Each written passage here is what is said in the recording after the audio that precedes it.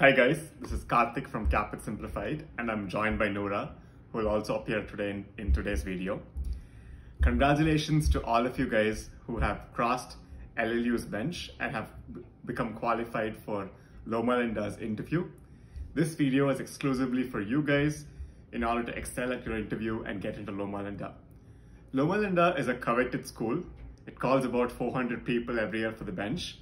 And it's notorious this year to have called people even amidst the COVID for an in-person bench, which has been now adopted by a few other schools that followed them. They have a couple of couple of bench rounds followed by interviews, and only a select group of people advance from the bench to the interview. Every year, along with the interview, they also have a short group discussion session. In the group discussion, people debate over a certain topic, especially concerning treatment planning, but this year, due to COVID, they're not going forward with it. Nevertheless, Loma Linda is a unique school in itself. It's the only school among 38 schools that have an advanced standing program that insists on what we call a faith-based education. A lot of people have a lot of questions and doubts about how do we answer interview questions in Loma Linda, especially if we're not a Christian, and if we're a Christian, if we're not a Seventh-day Adventist. A school itself is built on Christian values, especially Seventh-day Adventism values. So we have a lot of questions within our mind about how do we make an impression in such a school. To answer those questions, I'm going to ask Nourah a couple of questions and listen to her experience and answers from cracking LLU last year. She did receive an admit from LLU in 2019 through the CAAPID application process. So I believe she'll be the ideal candidate to answer most of our questions. The first question, Nourah, can you explain to us, when you traveled to LLU, what was the school like? What was the experience like in your interview process? Hey everyone, this is Nourah. Good to see you all. I've not been appearing in lots of the recent videos because of my school coursework, but I'm happy to help with anybody who's going into Loma Linda and the future applicants. So Loma Linda is a beautiful school. It was one of my first choices. It's located in Loma Linda in California. It's a beautiful location with mountains all around you. If you have to go to Loma Linda, there are two ways to get there. One is to fly to Ontario International Airport, and then from there you can travel by Uber or car or whatever conveyance it takes about 30 minutes to get there. And the other way to get to Loma Linda is to fly into LA airport, but that takes a longer time. I think it takes about 1 hour or so to get to Loma Linda. To stay in Loma Linda, you have a couple of options. I usually like to stay in Airbnbs, and you do have a lot of Airbnb options while you go to Loma Linda. In the past, it's been in a way that you get there for the bench exam and then you have to wait for 24 hours for them to send you an email where they tell you whether you progress to the next level or not. So after that, you have to contact the school to get a date for your interview. They usually give first preference for students who have traveled from outside country, and then the second preference is for students who have traveled from a different state, and then finally it's for students who are from California, so that it's better for people who are traveling. So I was traveling from a different state, but luckily enough, when I got my acceptance into interview, I immediately emailed them and I asked them if I have any availability, and they said, if you wish, you can come in today. So I said, okay. And I went the same day. I know that it's a little different this time with COVID, and they haven't had the treatment which they usually have. And I know that the interview dates are a little, it's spread out. I know that some of you appeared for your interview today and some of you are appearing on October 15th. So good luck for that. As far as the interview process itself, there will be 2 to 3 people who will interview you at the same time. It will not be one-on-one interviews. It's a very relaxed environment. Usually you will just walk into the school and they'll direct you to go to a particular floor, and then you'll just wait there. You'll fill out a form where they ask you a couple of questions about you, about where you're from, and then it might also have 2 or 3 questions around why do you want to come to the school, or who is your best friend, what will they say about you. I had a couple of questions like that. They're not too complicated. You don't have to worry too much about it. It's only one page. So the amount of words that you can write will be restricted to 50 to 100 words. So just be honest and write what you feel. And then you'll be escorted to your interview room by your interviewers themselves. And then the interview process begins. Thank you, Nourah. The next question we want to ask you is to get specific. Can you recall any of the questions you were asked in your interview, or any of the questions that you had to take an attempt in the writing assessment? When it comes to the writing assessment, do they judge you based on your ability to write fluently, or is it based on the clarity of your answers? If you can comment about what you felt was a strong and weak point in your writing assessment, and also for the interview with respect to the questions, which question you found was difficult or in your case interesting, that would be a great help for our viewers. Hey everyone, so as far as the interview is concerned, okay, let's get to the interview later. I'll first talk about the writing assessment. The writing assessment, I feel, is judging you on your ability to write fluently, and it's sometimes a tool to compare with your application to see if it matches the way you write, your TOEFL score. At least this is what I understood from talking to multiple people in the admissions committee.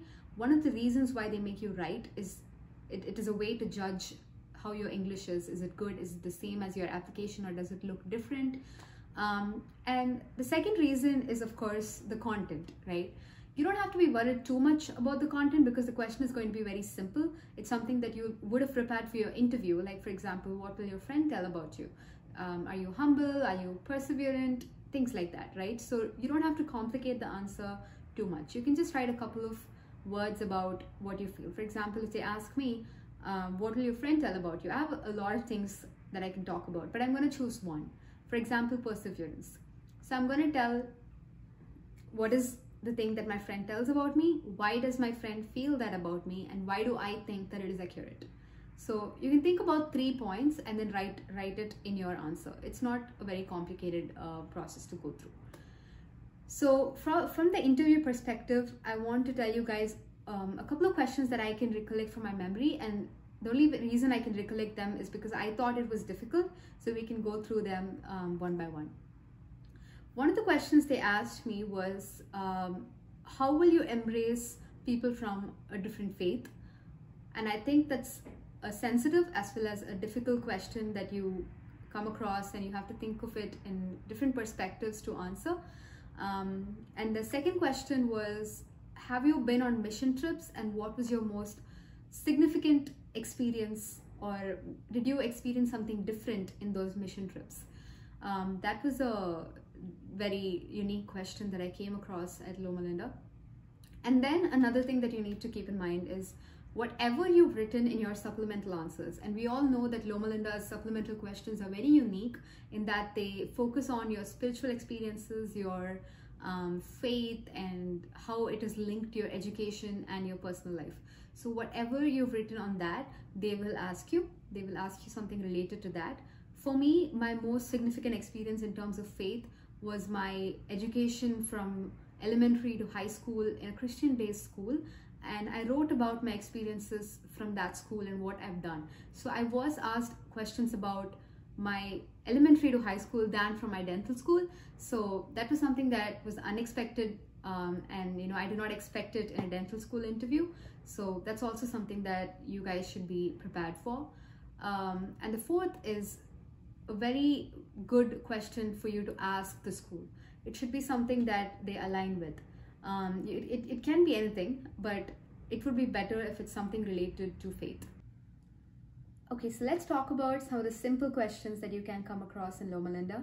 One of the things that they'll ask about is clinical experience, because Loma Linda is a school where you will see a lot of patients. It's very strong clinically and in terms of research, so they would want to know your clinical experience.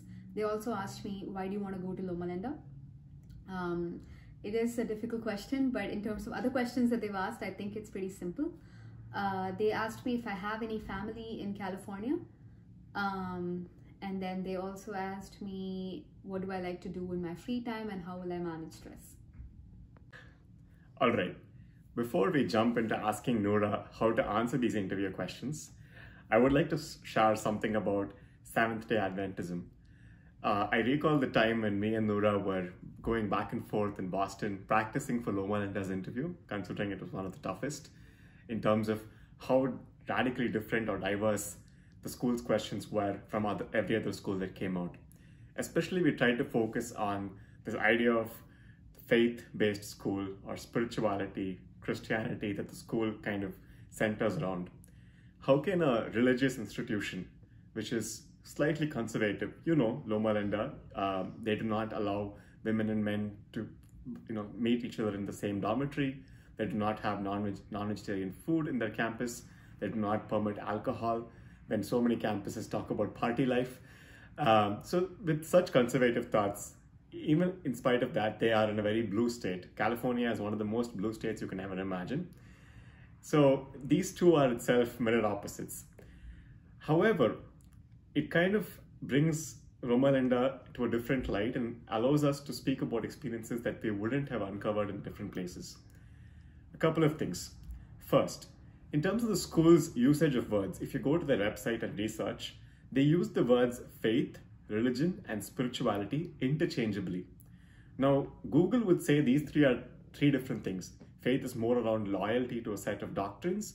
Religion is more around a practice of a certain spiritual problem. And spirituality is something to do with the belief that we are controlled by a higher being.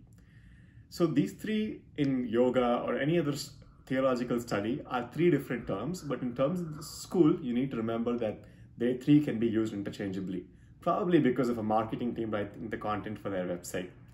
I cannot make a judgment on that. Nevertheless, what is Seventh-day Adventism? Seventh-day Adventism is a unique sect within Christianity and specifically within the Protestant sect of Christianity. Now, you must be aware of some very popular sects, Catholics and Protestants. Protestants are people who do not believe I should not get my fact wrong, so I'll leave that for now. But there's a considerable difference, and specifically within Protestants, we have Adventism, but Adventism evolved over time, and a separate subsect is Seventh-day Adventism. Now, where did this word Adventism come from? Adventism is a group of people who believe that everything in Christianity is from the Holy Book. This is something you can quote, that they use a form of literature, a form of recorded, documented evidence in order to practice what they believe in. Similar to how they would promote evidence-based dentistry. Can you see the connection here? You have some form of recorded, documented evidence, highly debated by great peer scholars over several theological generations, based on which they have their beliefs and practices. Unlike other forms of, other sects within Christianity who might believe in a variety of sources for their belief systems. That is Adventism. Now, Seventh-day Adventism is a subsect within Adventism. The interesting part is they have their Sabbath or their prayer on the seventh day of the week, which is considered to be Saturday, instead of most church-going Christians who typically go to their church on Sunday. These are some nuanced differences. The important thing is to not memorize everything about Seventh-day Adventism or what kind of Protestant Christians they are or what their belief systems are. If you can bridge a connection between one of their significant belief systems, of how they're different, what their belief systems are, and how that influences their day-to-day approach to dentistry, that will make a significant difference. Now, you might ask, why would faith matter? Or why would a faith-based education matter when I learn about dentistry? You can think about the things that faith teaches you. If faith is equated to loyalty, it teaches you, first of all, humility. It teaches you that you ought to be humble in front of a higher power, that you need to expend or pass on the service of God. These are some principles or values that a highly spiritual, religious, or faith-based person would bring to this world. And that is the kind of doctrine, that is the kind of ethical principles that would bind you in your everyday practice. You might be surprised, aren't we all from a religion? At least most people in this world come from one of the more popular religions.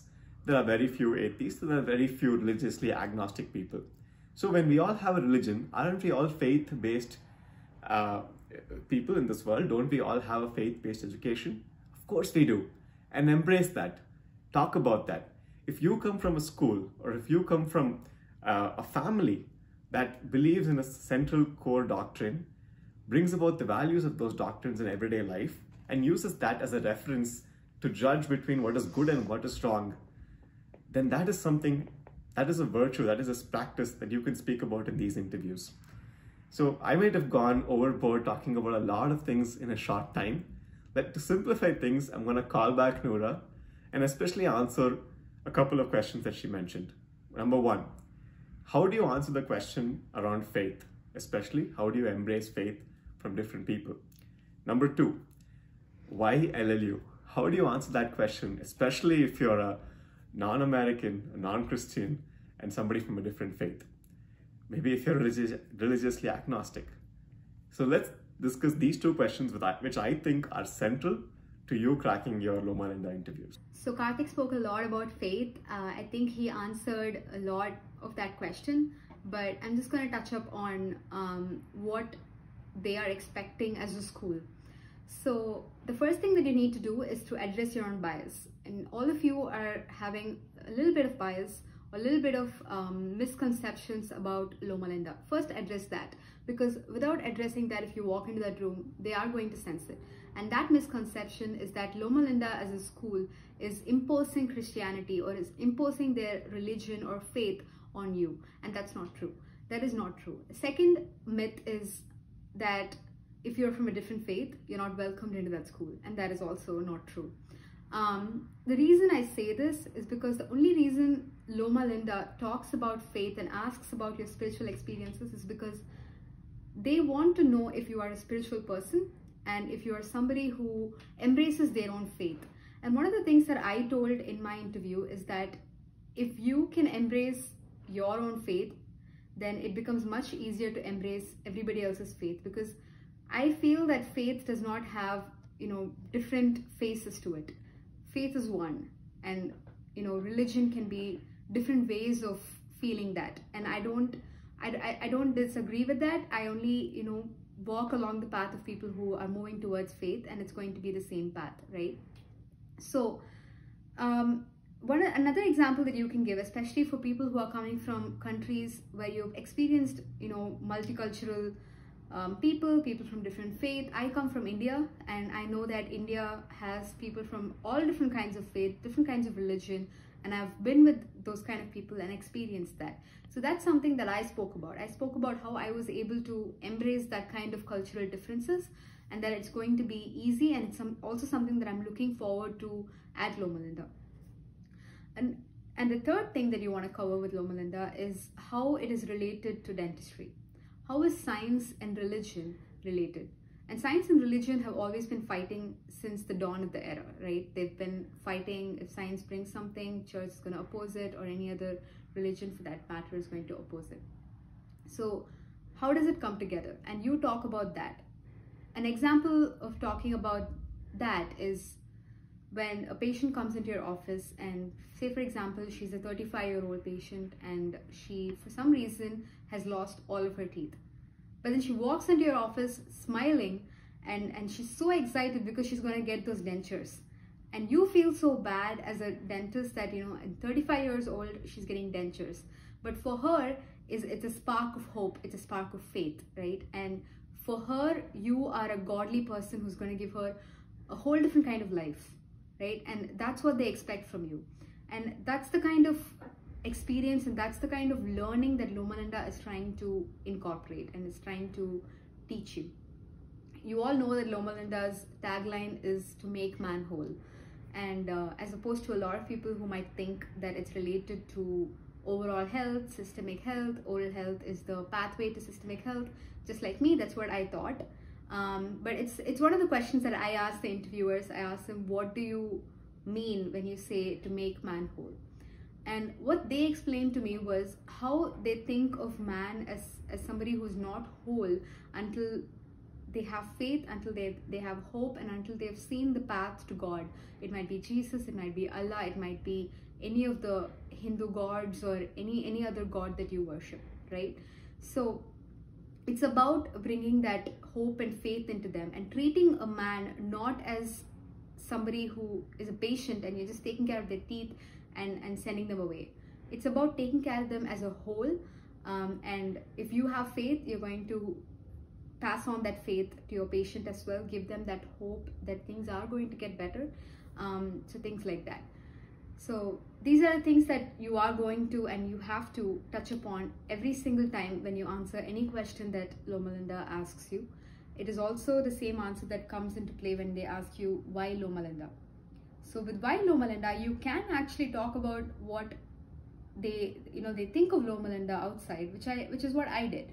I told them that, outside when I told them that I got an interview from Loma Linda, everybody asked me, do you want to become a Christian, or why do you want to go to the school? They're just going to impose their faith on you. And I told them that my first step to coming to the school was to address why people are saying that and my fears towards the same thing. And I realized that the school is not trying to impose their faith, but they're just trying to have their students embrace faith and also be able to accept people from different religion and faith, and that's their kind of diversity. Hi guys, I'm pretty sure you're wondering why we completely changed the way we look on the camera. It's simply because we're shooting on a different day, this last piece, and it's simply a very important piece. Nourah did speak about from her experience, having lived in India and having embraced people from multiple faiths and multiple religions, how that influenced her experience to be open to diversity. I want to specifically in this piece address for people coming from especially Islamic nation states or any country that is aligned with largely with one majoritarian religion. How can you answer? You know that in big parts of America, there is a common notion of Islamophobia. People are treated differently at airports and entranceways and in some places in the Midwest. Loma Linda, however, is extremely open to diversity.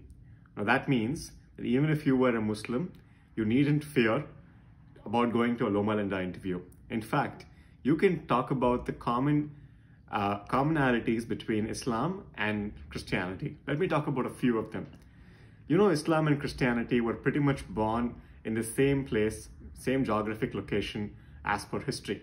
If not the same coordinates, it's at least in the vicinity of each other.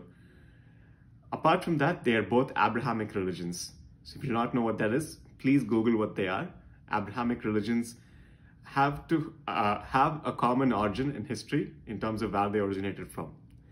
They are both based on the teachings of a spiritual leader or a prophet.